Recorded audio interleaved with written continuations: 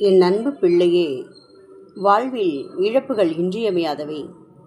இன்றைய நாளை இழந்தால்தான் நாளை என்பதே இன்றைய நாளாக முடிகிறது. இழப்புகளை ஏற்றுக்கொள்ள தயார்படுத்துவதே ஆன்மீகம்.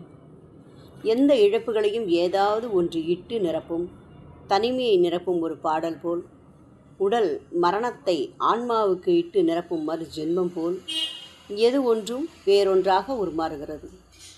இழப்புகளே ஒருவருக்கு ஞானம் தருகிறது. பெற்றுக்கொண்டால் உலகம் வரும், ஆனால் இழந்தால்தான் ஞானம் வரும். பெறுவது கூட சிக்கல்களை உருவாக்குகிறது, ஆனால் இழந்து கிடைக்கின்ற ஞானமோ பரம நிம்மதியை மட்டுமே தருகிறது.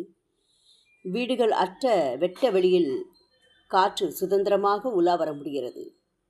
உறவுகளில் மனதை இழந்துவிட்டு இடியாப்பச் சிக்கலில் இதயத்தை விட்டு விடுகின்ற போதே கற்பனை கட்டுகள் நம்மை இறுக்குகின்றன. ஆனால் தியானத்தில் மனம் இழந்து போகின்ற போது இந்த உலகம் தர முடியாத உன்னத சுகத்தை முதன்முறையாக ஆன்மா அனுபவிக்கிறது. ஆகவே இழப்புகளே நிரந்தரமானவை. பெறுவது வெறும் தற்காலிகமே.